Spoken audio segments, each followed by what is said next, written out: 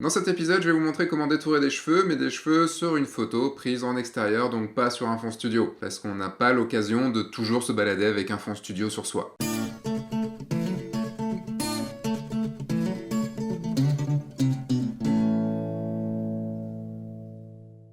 Bonjour, je suis Sébastien Roignan et vous êtes bien dans un nouvel épisode de F1.4.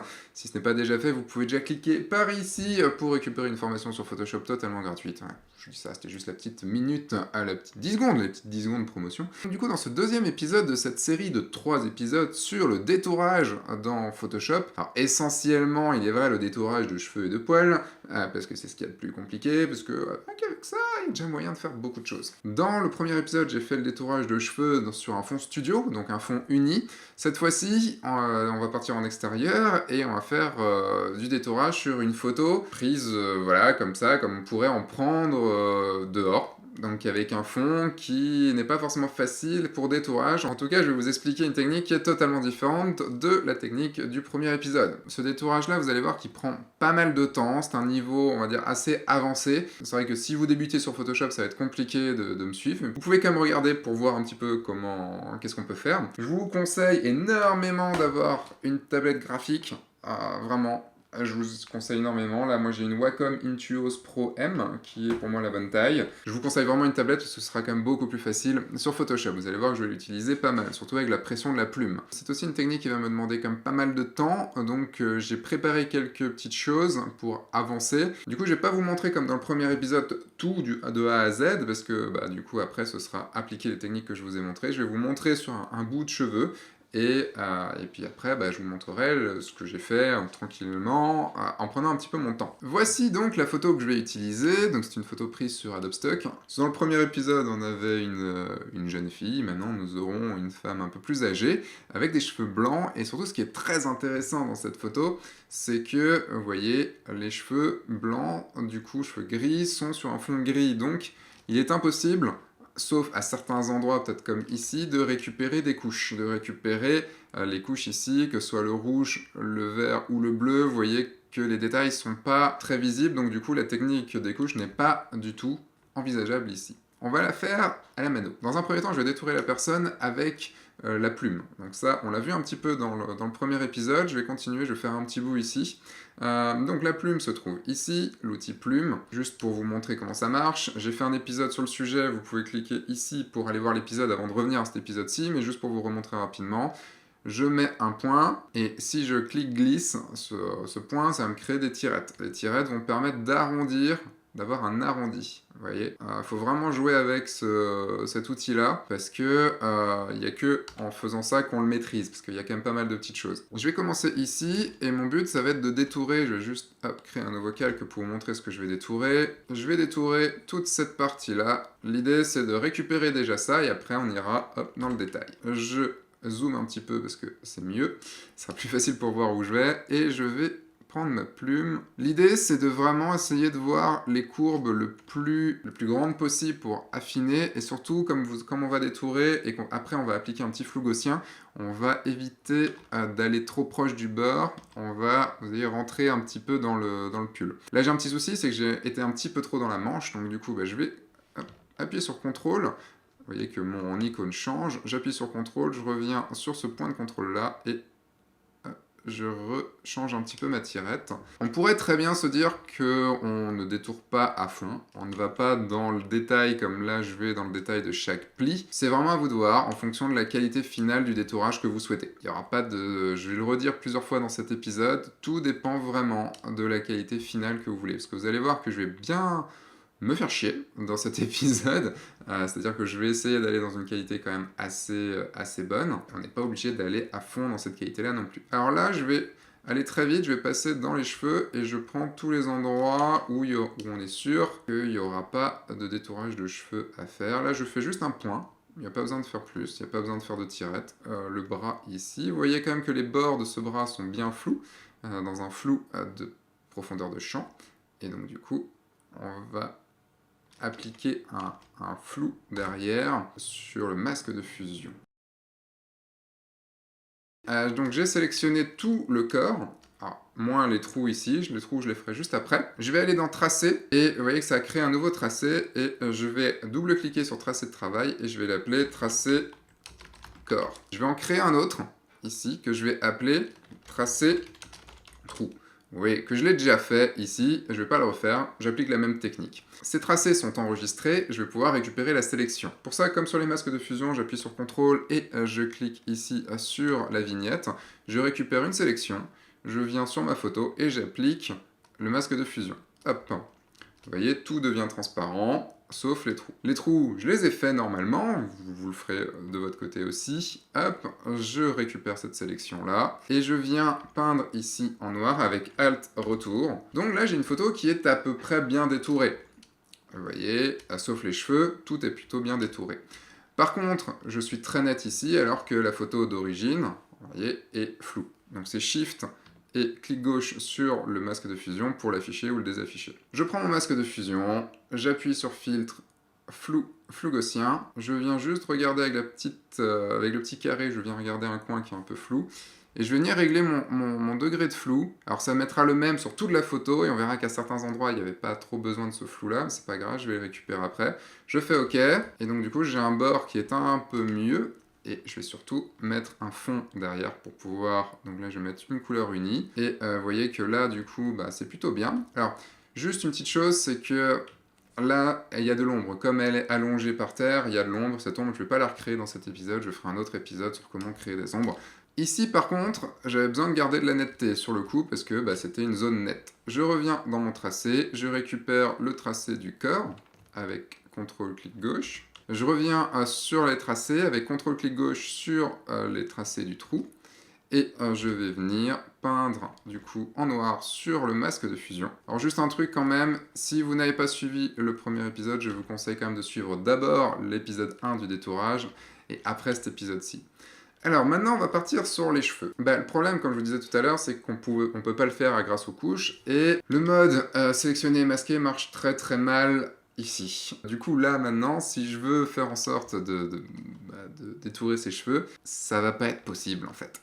Je vais pas pouvoir détourer, en plus vous voyez qu'il y a des cheveux qui sont flous, des cheveux qui sont nets, des petits cheveux et tout, évidemment c'est impossible de détourer ça. Donc, on va les recréer. Et ouais, on va les recréer à la main. C'est pour ça que c'est une méthode quand même un peu bourrine.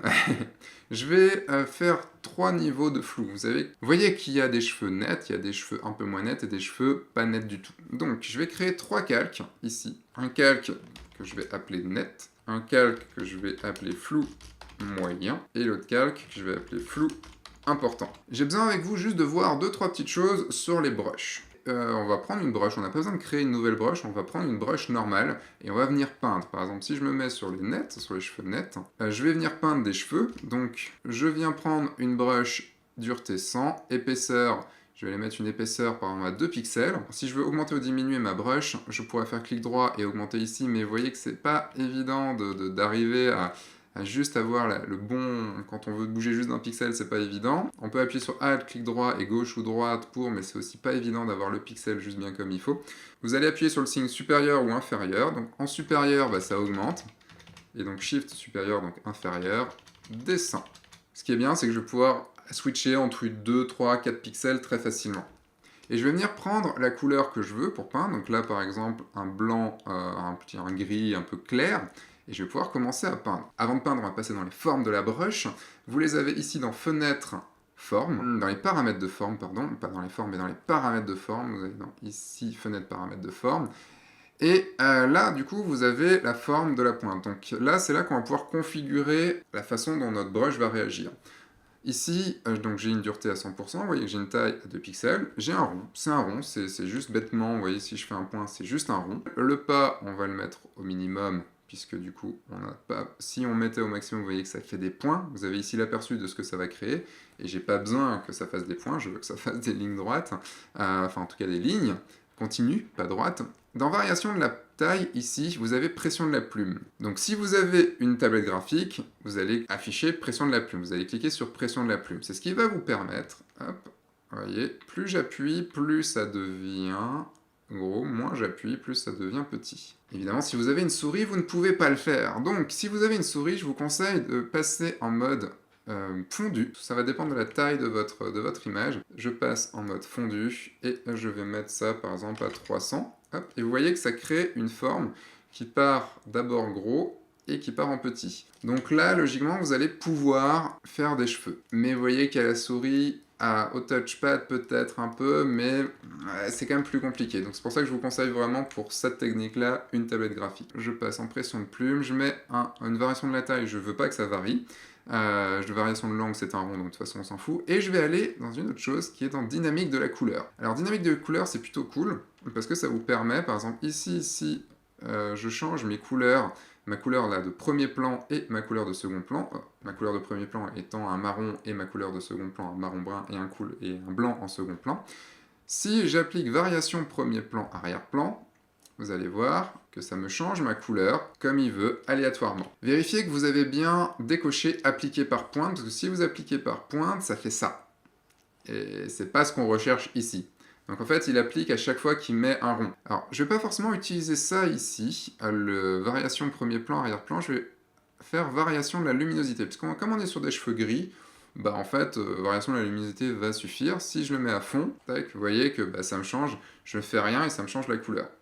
Alors là, c'est juste un peu trop fort quand même, hein. On va pas utiliser d'aussi grandes variations de luminosité, donc là, généralement, entre 4-5%, ça suffit. Et on pourrait utiliser le variation premier plan, arrière-plan si on avait deux couleurs différentes. Je passe à une épaisseur de... Je vais augmenter à 3 pixels. Vous voyez que je suis à 3 pixels d'épaisseur. Et je vais venir peindre. Une dernière chose aussi avant de peindre, c'est la touche R qui va vous permettre de tourner votre photo, enfin pas de tourner la photo, de tourner la zone de travail, qui du coup, parce qu'il est difficile des fois de peindre, on a toujours, les arrondis, c'est plus facile de les peindre dans un sens que de les peindre dans un autre sens. En faisant une rotation de votre zone de travail, du coup, c'est un peu plus facile. Je prends une couleur ici, et je vais venir peindre. Je vais essayer de respecter la rotation des cheveux. Vous voyez que ici, par exemple, hop, si je prends ça, vous voyez que ici, le cheveu, il fait ça.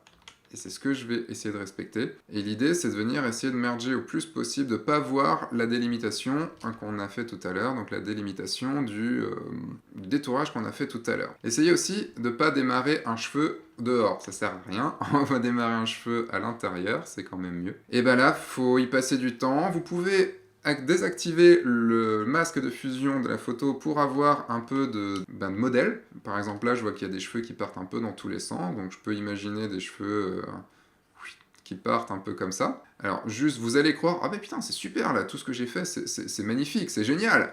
Si je réactive, et ah oui, non, c'est un peu moins génial, il y a encore beaucoup de boulot. Vous pouvez également descendre votre opacité ici. Donc je peux descendre par une opacité à 40% parce que si je prends ma photo de base, vous voyez qu'il y a des cheveux qui sont un petit peu plus transparents puisqu'ils sont un peu plus loin. Donc du coup, ça permet de créer des dimensions aussi et d'avoir des cheveux qui prennent un peu moins. Il faut vraiment faire plein de couleurs différentes. Et si par exemple ma couleur là, je vois qu'il n'y a pas assez de nuances dedans, je peux très bien revenir sur mes paramètres de forme et prendre une variation de luminosité par exemple à 10%. Donc ça, c'est pour la partie nette. Je vous montrerai tout à l'heure la version finale. Je vais pas bosser dessus parce que l'épisode sinon va durer une plombe. Je vais passer à la deuxième zone, à la troisième netteté. Enfin, je vais passer à flou complet. C'est juste qu'à certains endroits comme ici, si je mets que du net, ça va pas le faire. Je vais prendre une brush et je vais l'augmenter un petit peu. Je vais passer peut-être à une brush, allez, peut-être pas à 15 quand même. On va passer une brush à 10. Et je prends la couleur là, et je viens peindre. Pareil, je peux reprendre aussi ma photo de base, parce que vous voyez qu'ici mon arrondi n'est pas du tout respecté là. Et je vais venir peindre avec une couleur. Alors oui, là ça se voit beaucoup, c'est pas très beau, c'est pas grave, je vais vous montrer juste après.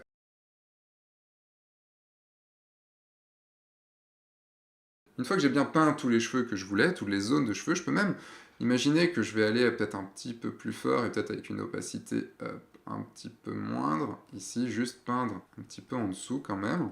Je vais venir appliquer un filtre flou et un flou gaussien. Encore, c'est bien le flou gaussien.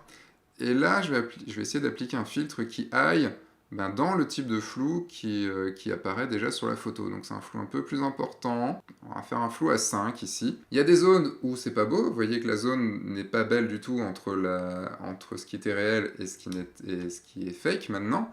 Donc je vais pouvoir juste peut-être récupérer un peu de texture en dessous. Vous voyez qu'ici, mon masque de fusion s'arrête juste là. Je pense que je peux venir récupérer un petit peu. Vous voyez que j'ai encore un petit peu de matière là. Je vais venir avec une brush, avec dureté à 0%, et je vais mettre une opacité. Là, je vais mettre une opacité par exemple à soit 55%. Ça paraît pas mal. Et je vais venir peindre en blanc sur le masque de fusion pour venir récupérer un peu de cheveux. Peut-être me mettre à 20% pour certains endroits. Hop, c'est pas très beau. Je vais pas faire de l'opacité, je vais faire du flux. La différence entre l'opacité et le flux, alors logiquement vous devez savoir si vous suivez cet épisode, mais c'est-à-dire que l'opacité, bah, si je peins à 50%, ça va peindre à 50% partout, alors que là, le flux, si je peins par exemple à 5%, et ben ça va augmenter, augmenter, augmenter. Je prends hop, juste un nouveau calque. Je vais venir peindre en noir, et vous voyez que plus je passe, plus ça devient noir. Et surtout, bah, je vais venir mettre un masque de fusion sur mon flou complet pour venir peindre en noir cette partie-là, pour faire un dégradé entre le début du poil, et enfin le début du cheveu et, et les cheveux qu'il y a derrière, pour qu'il y ait une suite plus logique. Donc voilà, ça c'est un premier flou, on peut en créer un deuxième, c'est-à-dire que j'ai mis mon flou moyen ici. Je vais pouvoir reprendre une brush à dureté 100%. Il se fait chier quand même pour juste détourer un truc, quoi. Oui, voilà, c'est pour l'exercice en même temps, hein. Je fais pour l'exercice, évidemment. Mais ce que je vous ai dit dans le premier épisode, c'est de savoir directement sur quel fond vous allez mettre votre photo, pour pouvoir faire du détourage en fonction. Tous les détourages que vous faites n'ont pas besoin d'être aussi précis que ça. Et peut-être que toutes les parties du détourage n'ont pas besoin aussi, de la photo, n'ont pas besoin d'être aussi précis que ça. C'est vraiment en fonction du souhait final. Donc là, j'ai mis quelques cheveux, j'en ai pas mis beaucoup. Et je vais réappliquer un filtre flou gaussien, mais moins fort, peut-être qu'un petit 2 pixels, ça ira. 2 pixels, et je mets un masque de fusion. Et voilà, alors du coup, bah là, avec ça, je vous ai montré comment faire une partie. Après, évidemment, il faut venir ajuster. Vous pouvez ajuster avec plein de techniques du dodge and burn, avec, en continuant à peindre aussi et tout. Et en venant juste vérifier aussi sur votre fond que ça fonctionne. Et vous voyez que globalement, ça fonctionne. Et surtout, regardez la photo. Là, on a tendance à la regarder en zoomé. Regardez-la à 100%. Bon, là, à 100%, il faut encore beaucoup de détails. Vous voyez qu'il y a une zone nette ici et une zone trop floue là. Donc, je vais aller chercher mes cheveux nets et je vais venir peindre à 2 pixels et je vais venir peindre des petits cheveux comme ça. Et là, je sais que je vais y passer du temps. Et ouais. Mais c'est ce qui rendra le côté le plus naturel possible. Donc je vais vous montrer, pas la version finale, mais une version que j'ai travaillée. J'ai pas été jusqu'au bout, hein, parce que du coup, l'idée c'était juste vraiment de vous montrer une technique de détourage. Alors vous allez me dire, oui, mais j'ai pas vraiment détouré. Alors si, parce qu'au final, ma photo est détourée. Donc j'ai recréé juste les bords qui étaient un petit peu chiants. Ces bords qui demandaient beaucoup de travail au détourage et qu'on n'aurait jamais pu avoir de façon jolie en détourant non manuellement. Je vire tout et je prends cette version-là, une version que j'ai travaillée un petit peu. Alors elle est vraiment à parfaire encore, hein, bien sûr. J'ai travaillé un peu partout et pour vous montrer ce détourage, vous voyez, hop, passe derrière comme ça. On dirait un numéro de magie, vous savez, où on dit non, il n'y a pas de fil, il n'y a rien. Et voilà ce que ça donne. Et pareil, là du coup j'ai plusieurs calques. J'ai un calque, hop, à la base, mon détourage, c'est ça. Je suis venu rajouter les différentes couches de cheveux. Et là, du coup, on a une dame qui est totalement détourée. Donc, je récapitule. Vous détourez d'abord tout ce qui est possible de détourer à la plume pour aller le plus vite possible. Et après, vous adaptez. Vous pouvez aussi combiner les techniques. Toutes les techniques que je vous montre là dans ces épisodes, vous pouvez les combiner. C'est-à-dire que s'il y a une partie, par exemple, des cheveux qui marche avec les couches, faites cette partie-là avec les couches, et puis le reste, vous recréez du cheveu comme je viens de faire. Prenez du temps, ça demande pas mal de dextérité, ça demande de la pratique, c'est quelque chose de pas facile. Réfléchissez à savoir si votre photo a besoin de ce type de retouche qui prend quand même du temps. Dans l'épisode qui sera diffusé d'ici 2-3 semaines, on prendra un chaton. un beau petit chaton et on le détourera, donc il y a plein de poils partout, pas des cheveux, des poils, et vous verrez qu'on va utiliser encore une technique différente avec des brushes, qui va aller un peu plus vite que ça en tout cas, enfin j'espère. J'espère que cet épisode vous a plu, si vous a plu, n'hésitez pas quand même à lâcher un petit pouce vers le haut, ça fait toujours plaisir. N'hésitez pas non plus à lâcher un commentaire si vous avez quelque chose à dire. Comme je vous l'ai dit au début, vous pouvez récupérer une formation gratuite sur Photoshop en cliquant ici, et si vous n'aviez pas le niveau pour cet épisode, j'ai le guide ultime Photoshop qui va vous permettre d'apprendre toutes les bases de Photoshop en 6-7 heures. Si, vous allez pouvoir comprendre ce qu'est cette usine à gaz de Photoshop. Je vous dis du coup à dimanche prochain, entre-temps sortez, faites des photos et amusez-vous. Au revoir.